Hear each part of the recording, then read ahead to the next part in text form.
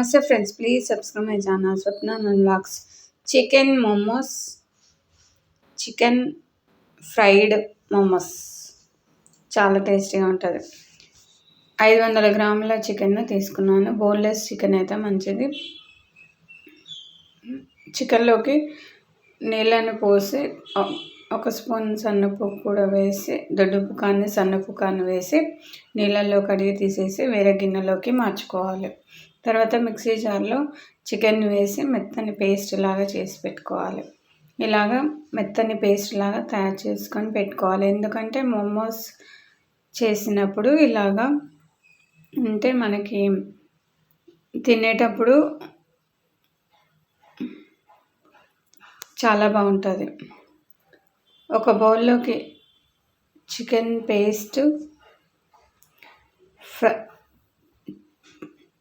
ఉల్లికాడలు ఒక 4 ఉల్లికాడలను చిన్నగా కట్ చేసి పెట్టుకున్నాను.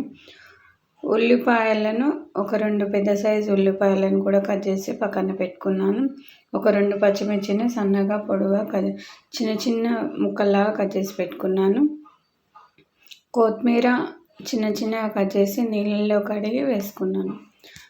మొదటిగా మనం ఒక బౌల్లోకి చికెన్ పేస్ట్, ఉల్లికాడలు, కొత్తిమీర, ఉల్లిపాయలు చిన్న చిన్నగా చాప్ చేసినవి, పచ్చిమిర్చి చిన్న చిన్నగా కట్ చేసినవి, 1 స్పూన్ మిరియాల పొడి, 1 స్పూన్ సన్నుప్పు, టేస్ట్ని తగ్గట్టు మీరు ఉప్పును వేసి మొత్తాన్ని కలిపి పక్కన పెట్టుకోవాలి. తర్వాత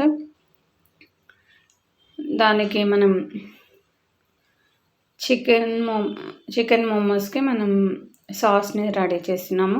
ఒక 5-6 టమాటాలను, మీడియం సైజ్ టమాటాలను చిన్న చిన్న ముక్కల్లా కట్ చేసుకొని ఒక గిన్నెలోకి వేసుకొని 4-5 పచ్చిమిర్చిని కూడా ఎండుమిర్చిని కూడా వేసుకొని ఒక 4 వెల్లుల్లిపాయలను కూడా వేసుకొని మెత్తగా ఇలా ఉడికిన తర్వాత కొద్దిగా నీళ్లు వేసి ఉడికించాలి. తర్వాత ఒక జాలీలో వడగట్టి పక్కన పెట్టుకోవాలి. తర్వాత ఒక బౌల్లోకి ఒక 250 గ్రాముల మైదాపిండి వేసి, 1 స్పూన్ సన్నపు కూడా వేసి, 1 స్పూన్ నూనె కూడా వేసి పిండిని కలిపి పక్కన పెట్టుకోవాలి.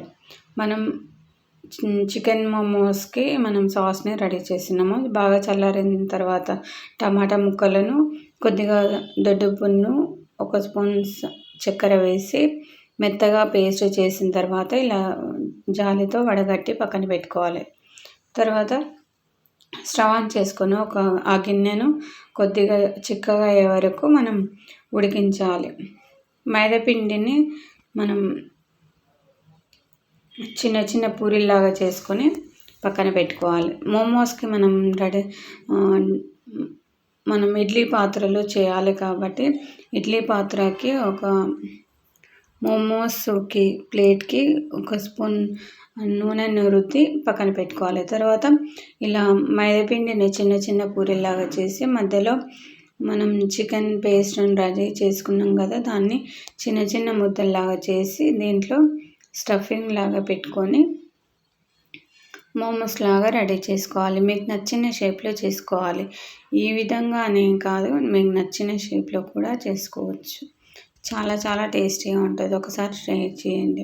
తర్వాత ఇలా అన్నీ మొత్తం రెడీ చేసిన తర్వాత మనం నూనె రాసిన ప్లేట్లోకి దాంట్లో అన్నిటిని ఈ విధంగా పెట్టుకోవాలి.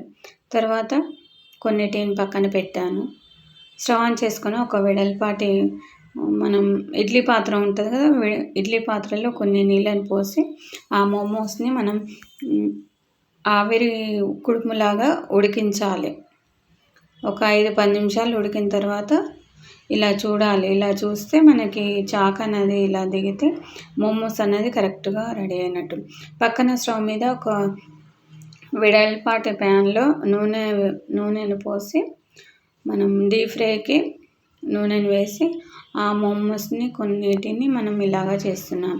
డీప్ ఫ్రై చేసిన తర్వాత క్రిస్పీగా అయిన తర్వాత తీసి పక్కన పెట్టుకుంటే చాలా చాలా టేస్టీ అయిన chicken momos, chicken fried momos చాలా చాలా టేస్టీగా ఉంటాయి. Thanks for watching. Like and share మీ ఫ్రెండ్స్కి.